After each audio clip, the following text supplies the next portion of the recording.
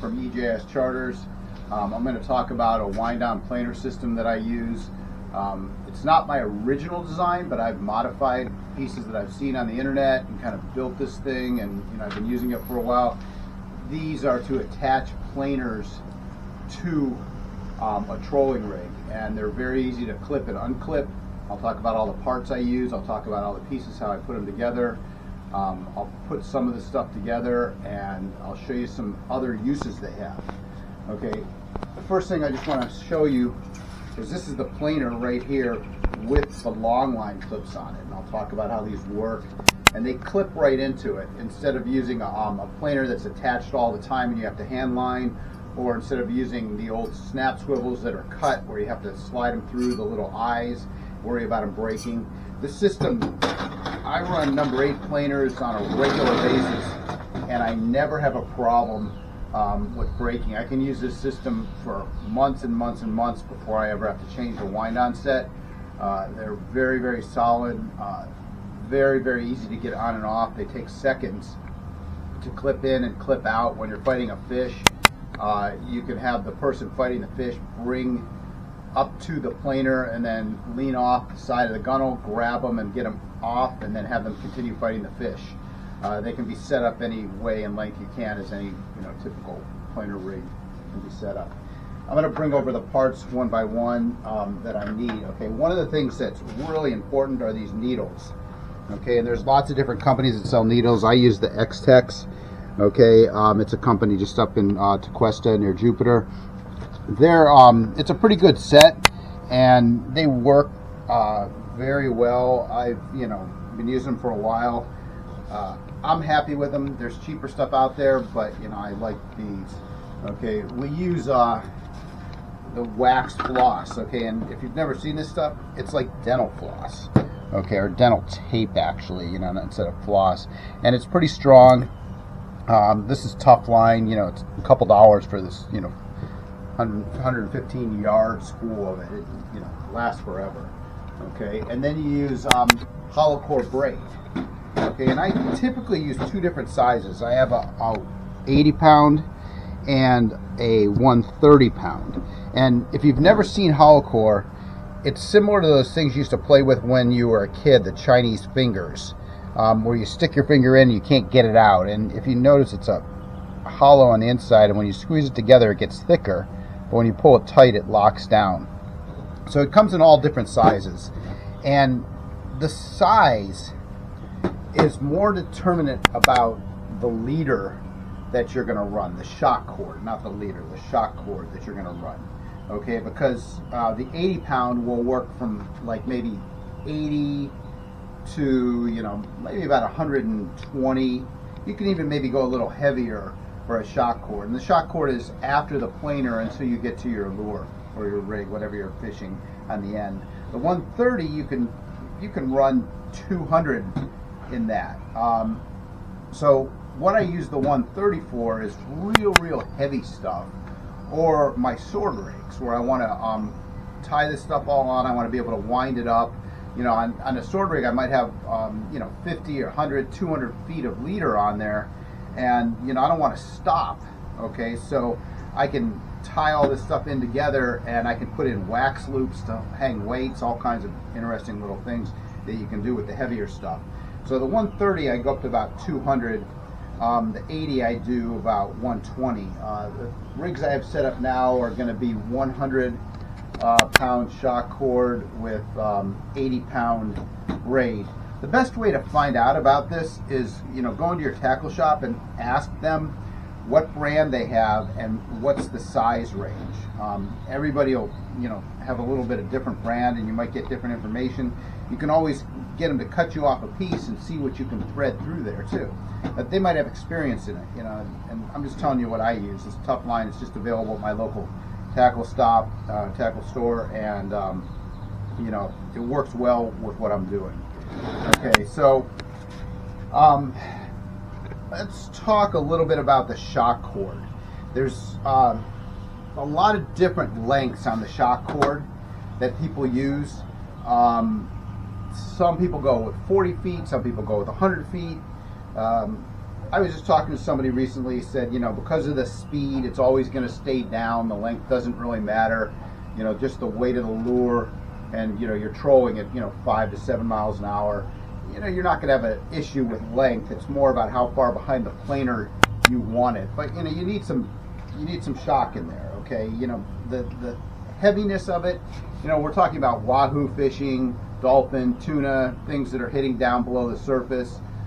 Kingfish, whatever, you're not going to get a 100-pound kingfish that's going to break off any of this stuff. This 80-pound hollow core is really strong. Okay, you're not going to break it on anything. Okay, same thing with 100-pound leader, the wax. None of this stuff is going to break. So that's the pieces that I use right there. The needles. I always sew in a snap swivel. I'll talk about the knots here in a second. Let's just start back on the planer so we can get a little idea of the measurements here.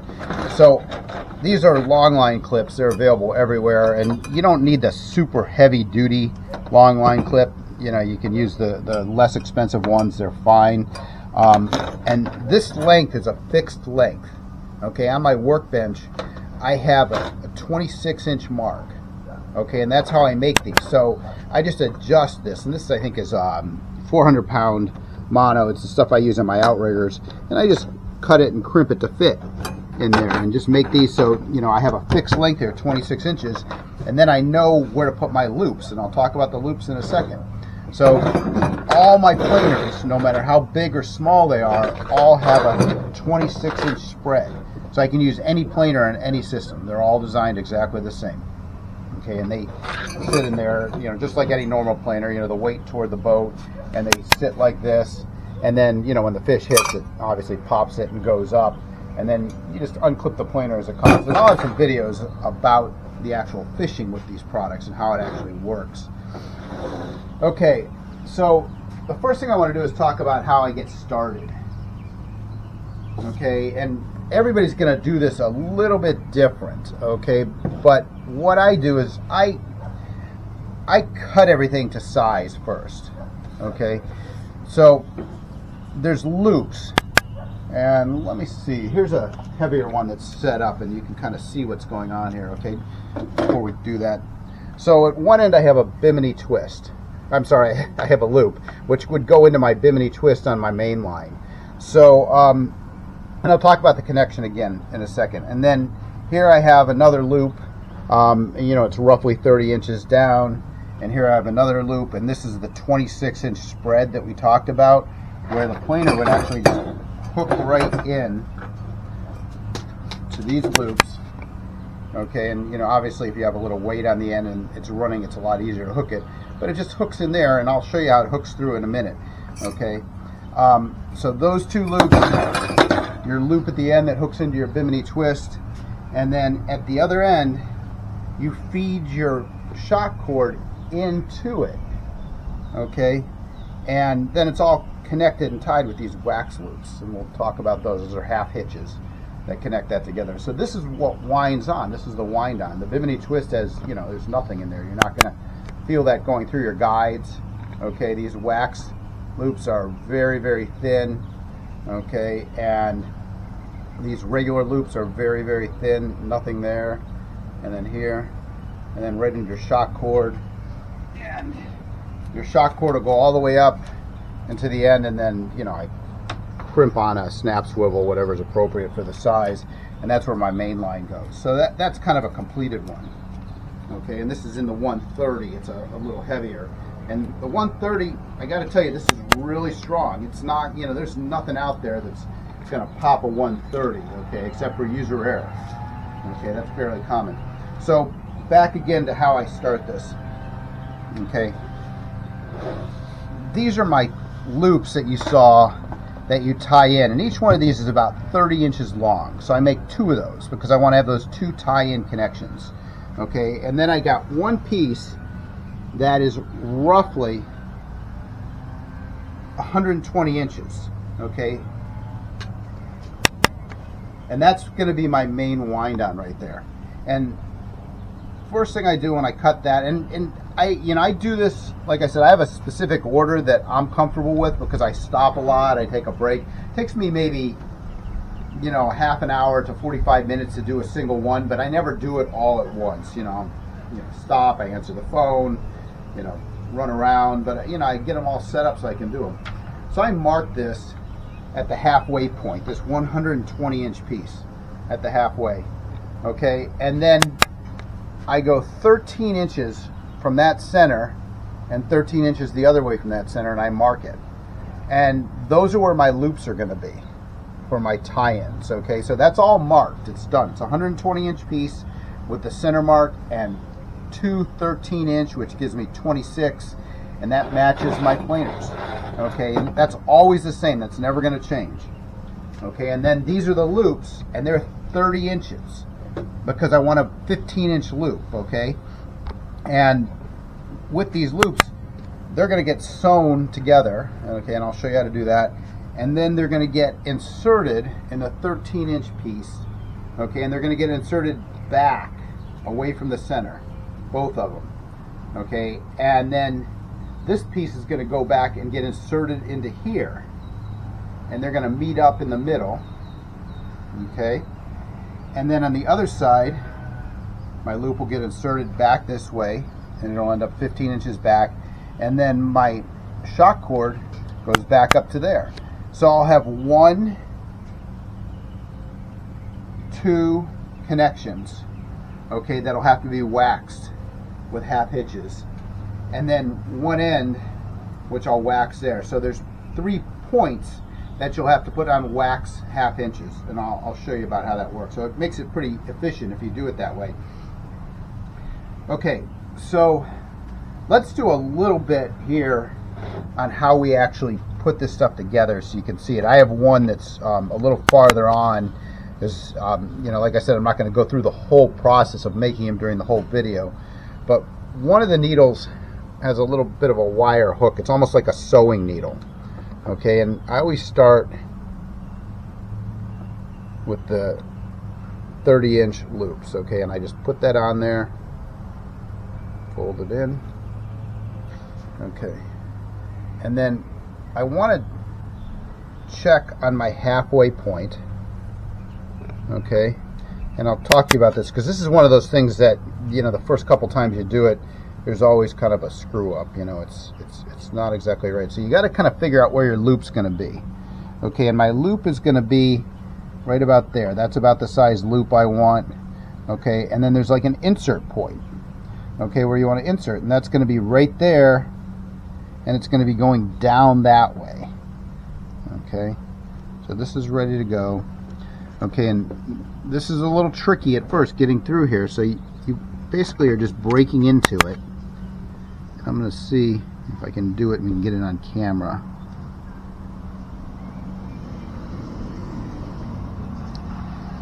Sometimes when you do this, it comes out. Not a big deal, just go back in, okay? It's not the end of the world.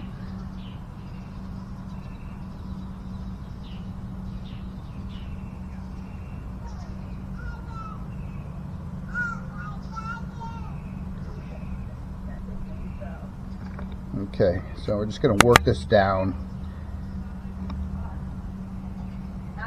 You see how I work the needle all the way in here.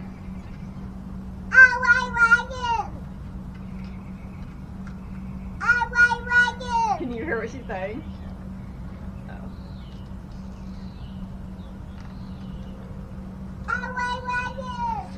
Okay, and see, here's where I overlap and I go over this and I pull it through.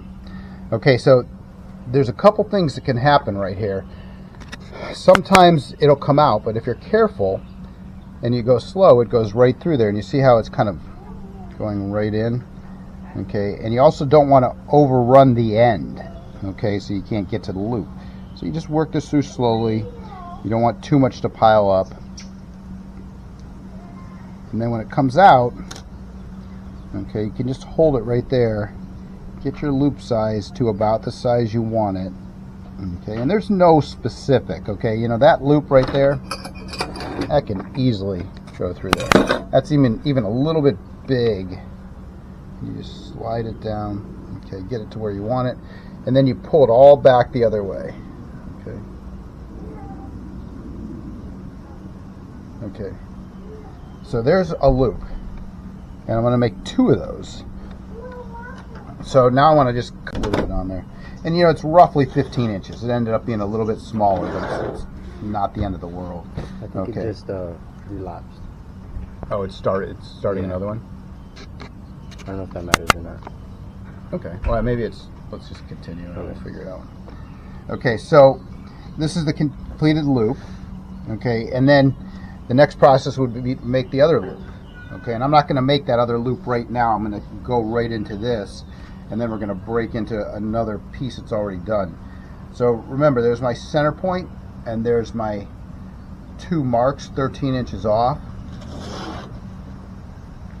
and I'm going to do the same thing. I'm going to go in,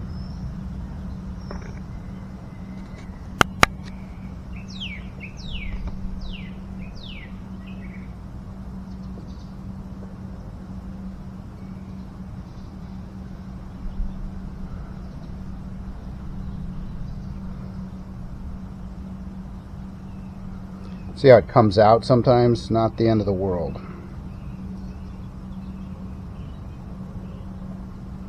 Just go back.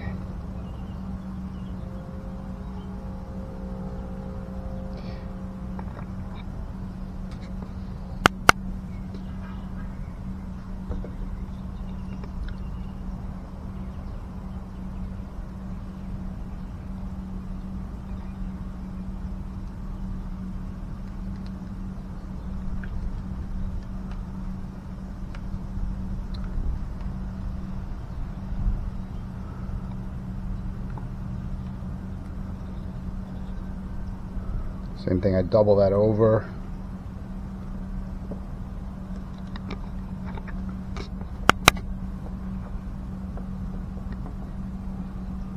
Just pushing a little bit more up onto the needle, working it down.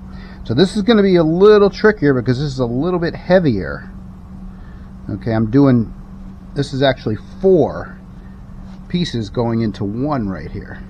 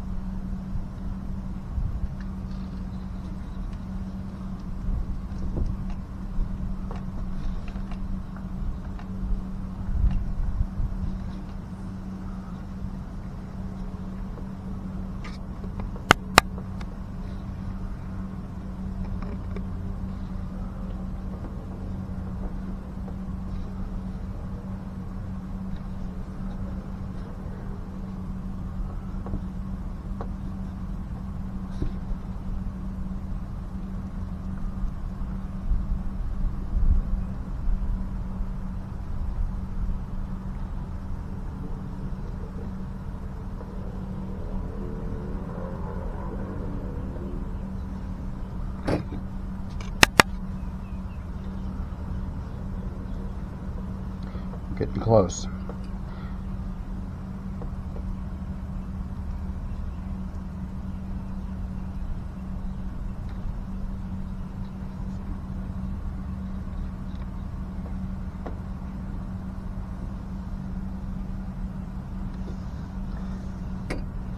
So it's almost to the end. You want it so it's completely hidden behind there.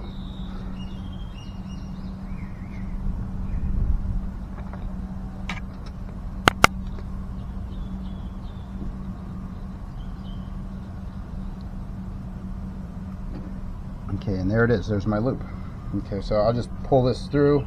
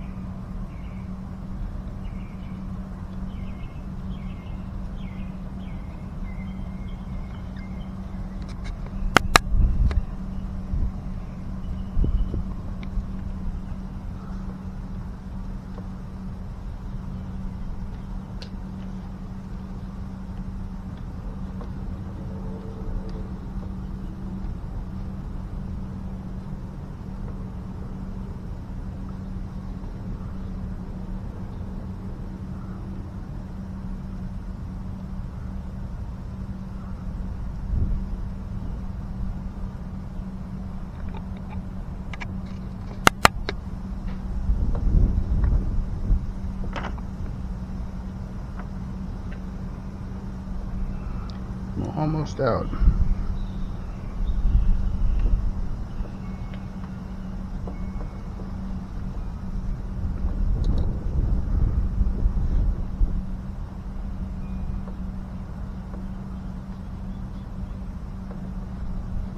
There it is. Okay, so now again I want to set it from this point. I want to go back here and hold it and then work all the excess back out that way. Okay, so there's the end of my loop. And remember, when you clip these, I didn't show you this before, but I always clip through the main line and the loop. Okay, you don't want to just grab the loop. Okay, the loop is just to keep it from sliding in and out, but we clip a double through there. So that loop is just, you know, an extra little piece. It's where it's a measurement point and it's a thing to keep it from sliding, but we're attaching to this main line. Okay, and there's that other point right there. So if both of these loops were in here, they both go to approximately the same point, and I have about 30 inches on the other side. So this one, you weave back into that point, okay, and you get that other loop on this side. And I'm going to show you this on a completed one, or a little step farther, so we don't have to sit here and watch me thread forever. Okay, and then at that point, that's where your wax loops go. Okay, and then the other side, okay, and we'll just for one reason imagine the other side, we do our shock cord. And so I've already wound up my shock cord. I think this is 80 feet of 100. That's what I was going to use on these, okay? So I had pre-cut all this, measured it, got it all ready, and put it together in this loop. And, you know, then all I need is my needles and my wax, and I can take it anywhere. You know, if I'm sitting on a train or an airplane, you know, I can do this on an airplane. I don't know if they'll let you have the needles on an airplane, but you know, you get the idea. You can do it anywhere. So I'm just going to unwind a little bit of this, and I don't want it to spool out all over the place. And this is, you know, just pre-measured. It's what I want. Okay, and now there's another type of needle in here. Okay, and one of the things you do is you cut the end of your shock cord on an angle, so you got like a sharp point on there, and you find the smallest needle that it'll fit in. These needles are hollow, these other needles, and it might be this one right here. Yep, that's it. And the smallest, for the reason that these can sometimes pull out. Okay, and if you point it, it makes it a little tougher. So you don't want it to pull out in your process. That's really kind of a pain when you start doing all this, and you know, you lose a needle end or something like that, because then you kind of got to start over. Okay, so here's my other end, my other half. Okay, and the loop is going to about here, 15 inches in. Okay, and I have this extra space, and I'm going to feed this in through this way. So this hollow core, sometimes on the smaller stuff, it gets kind of flattened. And sometimes it's a little tricky to get started, but for the most part it is. Okay, so this takes a little bit longer because you're going into something even a little thicker. And, you know, everything that's thicker is harder. This is why you can only go so big. This is 100 going into the 80. And if I went to like a 50 would slide right in, 50 pound, but it's hard to seal off 50. It might not hold. You know, 80 is probably, you know, your ideal. You could maybe use a 60.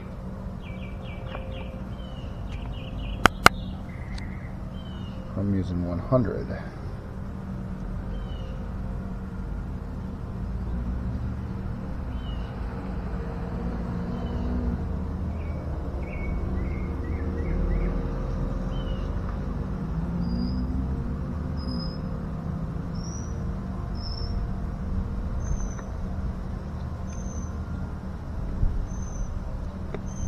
So there's two types of needles. There's the one that you can feed the hollow core into itself, and then there's the one that you can use to feed the mono in through the hollow core.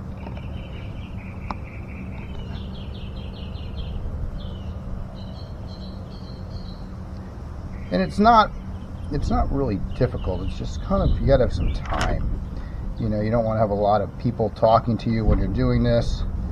Sometimes I'll sit on the couch when nobody's around and I'll just do it. I guess you could do it while you're watching a YouTube video too. It might be a little distracting. So while I'm feeding this through, I always want to check to make sure my hollow core is still tight in, or my mono is still tight in the needle. Because if that mono pulls all the way out, you're not gonna get it back, and you basically wasted this push, this whole process. You have to pull it out and start over again, which is just not that easy. Okay, so I'm going to try and get as close to that piece as possible, which it's right there. And then I come out. This is where I hope that my mono is still there. It is. It's fine. Okay.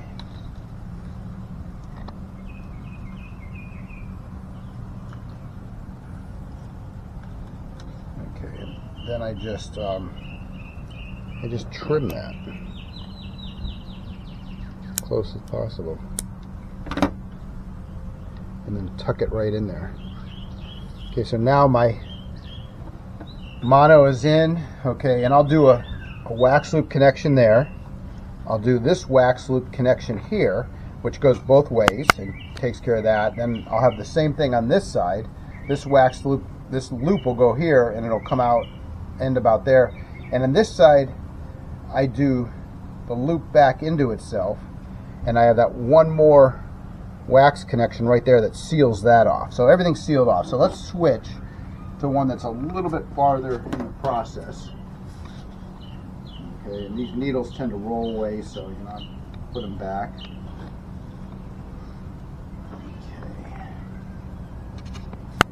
Okay. So this is the same one. I make pairs because I have two 50s that I run these off the back of the boat with two planers at the same time. Okay, and this is my shock cord all wound up on here. Okay, and it runs into the hollow core, and here's that first loop, and they meet right there, and I have a piece of wax already on there. Okay, and you know, it's 10-15 inches, doesn't matter, you'll see in a second how it works. And then I have that other piece hanging right there. I've tied them all together, gotten it all ready. Okay, so there's my loop, and there's my other loop. Okay, right there. And now this one goes back this way, and there's my last loop going this way. And this is the one I was talking about that connects to your main line with a bimini twist. And I'm going to show you how this works in a second. It's real convenient the way you get things on and off. You know, I mean, you could tie it, but it just doesn't really work as well that way, in case you want to switch these out. Okay, so this one I started to put the half hitches on. Okay, and I just start at the center, and I do I think it's a lark's foot, where you just go in and out it yourself. So I'm just going to cut a piece of this, and I'm going to show you how I do that. This will just be a sacrificial piece. Okay, so I double it over, and I think I have a spot on this one. Okay, so here's that main line connection right there, and here's the halfway point, and here's the other loop. So I find that point right there. Okay, I want to get that mono inside as much as possible, and I just loop that kind of centered on both. Okay, and then you just put it inside of it. I'm pretty sure that's called a lark's foot. And just pull it tight. So now I have two pieces here that are connected in the middle, and I'm just going to do simple half hitches forever, okay, in both directions.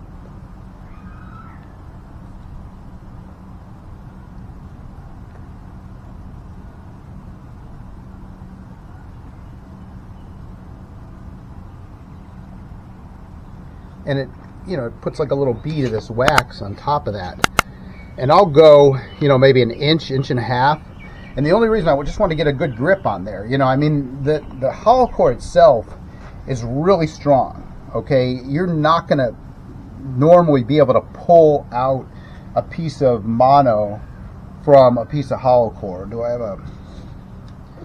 I'm going to put this one back, and we're going to go get a couple other things so I can show you how this stuff works in case you haven't... See, let's go back to this one. Okay. So the way this works is it tightens down when you pull. So you don't really need the wax on there, okay? But here's the problem.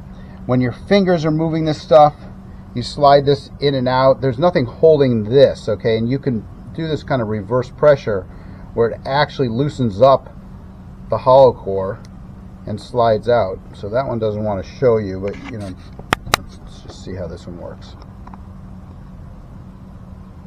Yeah, you see you can pull it out. There's nothing holding it that way because I'm pushing, okay? But if I were pulling this way, there's nothing that's going to do it, because the harder you pull, those Chinese fingers that you used to play with when you were a little kid, okay, you get your fingers caught in there. So it's the same principle. But here's what happens, okay? You're hooking this planer on and off. These things are running back and through the guides, and if it just catches on a guide, okay, it can keep pulling itself out. It can keep pulling itself out, and eventually you could lose it. It could loosen up. So the wax just kind of makes it, doubly protected. I've seen people put fancy knots on there and glue. Okay, you don't really need that. Okay, I don't think you need anything besides these, and I'll just run these out. In fact, here's a completed one, and I want to show you. So this is probably the center right there, and that's maybe almost 2 inches. And then I just do do those half hitches, and if the last one comes loose, big deal, because there's so many more of them and they're waxed on there, and you can see how it just spirals around there, and it's split in the center. So the life of these things, I mean, an average person, they might last 2 years. For me, like I said, every 6 months or so I swap them out, but I don't see a lot of you lose a quarter or a half hitch every once in a while on it, and that's it. Okay, so I finish up all these half hitches, okay, and you can see how I prepped it, okay, and so I don't have to remember where I was. It's all done, and all I have to do is finish all these loops. And here's another.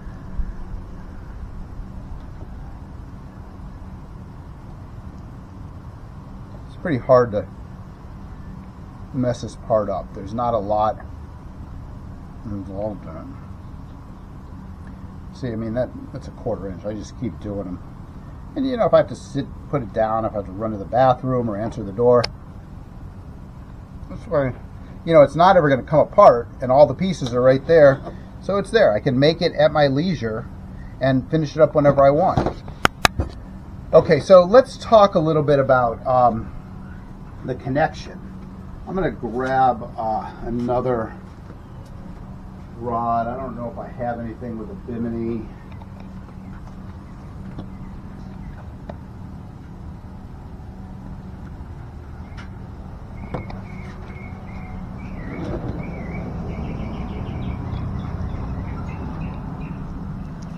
This isn't exactly the setup for that, but I'm going to show you kind of how this works. So imagine this is your bimini, okay, and your biminis have these big double loops and the knot's way up here, and the knot will go easily through the guides, okay. So on this side,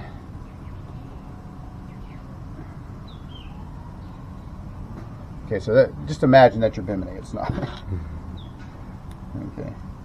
On this side, you have your completed setup, and you have this little loop right here. So you connect this with a cat's paw. Okay, and that's basically you just pull the bimini through, and you just go right around this like that, and that's a cat's paw right there. Okay, and it tightens up, and when you tighten it, remember it's braid to braid. Okay, there's not mono on here. When you tighten it, you get a nice little thing. So one of the things that you'll see in a lot of connections to biminis, people talk about doing triple cat's paws. Okay, and I've always just done double. I've never done a triple. It gets a little confusing, but you know, so that's the double. And then, you know, you just hang on, I'm going to pull it back out.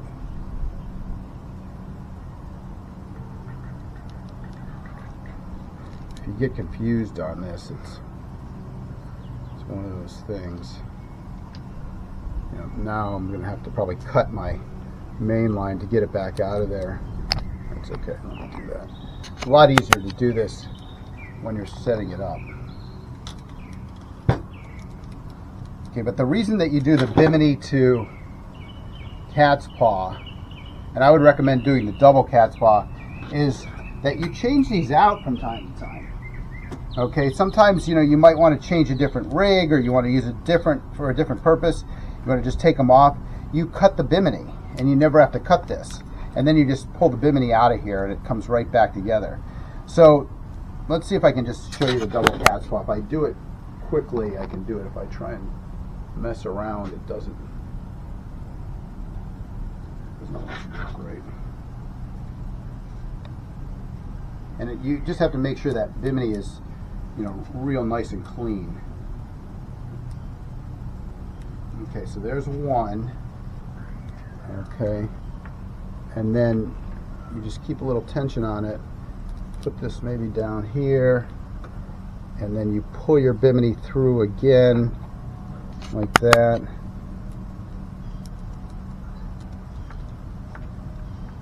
See, and the bimini has enough space to get this whole spool through here, so you don't have to unwind anything. So that's a double cat's paw. And if I pull it tight, you know, it makes a nice little braid, and it connects everything. And then, like I said, when you want to take it off, and when you pull it tight, you want to make sure it's square. That's the part, you know, so you're not kinked in any way. And then you just cut your bimini. You can always retie your bimini. It's on your main line. Okay, and it's, you know, it's simple. It's real simple. Okay, let me pull this apart so I don't have to destroy a leader.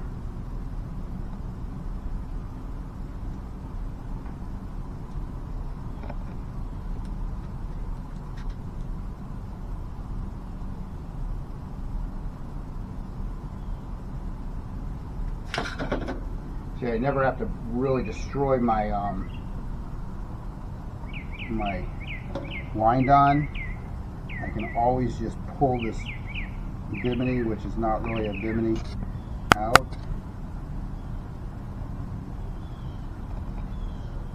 And that can go in the rack and get stored, and this can get put away. By the way, I haven't gotten to use this yet, and I'm really excited. So this is my new OSHA jigger, Shimano 4000 HG on my Ocean Legacy Elementus, and this is a PE5 Plus. Okay, it's a 6'1" slow pitch jigging rod that'll handle a 700 gram jig, and it's a little heavier setup. Okay, and I have 65-pound braid on there and 50-pound fluoro, and this is going to California with me next week to go fishing for bluefin, and I'm going to slow pitch for bluefin.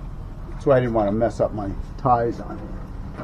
Let me put this back, and I'll have lots of good pictures of the bluefin fishing experience, hopefully. Shouldn't count all my cards in one thing. Okay, so last thing I want to do is go back to this completed one.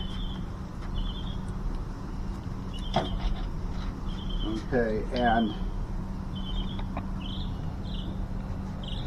So you can imagine there's like some pressure on both sides because you have a lure on one side dragging through the water, and you have a fisherman on the other side and a reel on the other side. So you're always going to have a little bit of tension on here. Okay, and you know the process is just clip and come over to this one, and you always go through the loop and onto the main line, and there you are. Okay, just like that. And coming off, it's the same thing. Unclip and unclip. And you'll see me on the boat, and my typical process is I have these running in the back corner gunnel transom. You know, they're all the way back on that corner, and I have some pretty heavy duty bent butts, and they're locked in there.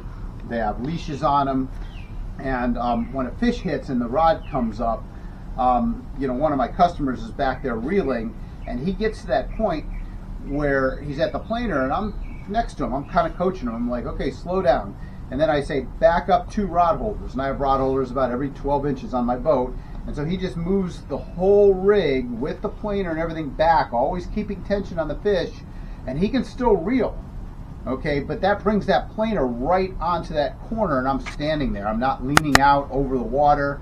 Okay, that planer is right there, and I just reach up, okay, while he's got the fish, and I go clip, clip, and I have the line, so I can keep a little pressure on it. I'm like, continue reeling, and as soon as he takes up that little bit of slack, I let go, and he's back on again, and this goes in a bucket until I'm ready to use it again. So it's a really, really efficient process. So that's the planer setup. I think I've covered everything. I always put that snap swivel on the end. I guess the last thing that I want to talk about is other uses. So there's probably a million other uses, but one of the things that I use these for, besides this, is I use them for my sword rigs. Okay, I'm not a big daytimer, I'm more of a nighttime sword fisherman, but you could use them either way.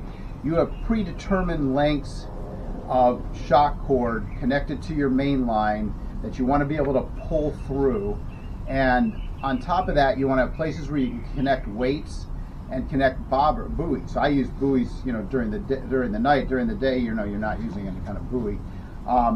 So also, I don't have any with me right now, but I'll sew the same loop on the end that I go into my bimini twist, and then I'll connect it to my main line, whether it's 50 yards, 100 yards, however long of a shock cord I have. I might be using 200, okay, and then somewhere down on that rig, I want to have weights. Okay, so I use wax loops on, even if it's on the mono, or if it's on the hollow core, I put a wax loop in, and I can connect with long line clips, buoys that'll float, okay, or weights on the bottom, and I can put different strengths in here if I need a breakaway.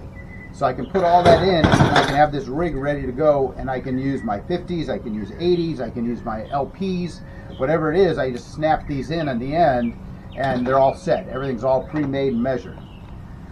Okay, that's about it. Again, I'm Jordan, EJS Charters. I hope you enjoyed the video. Don't ever hesitate to call me if you have any questions, or email me. Follow me on Instagram.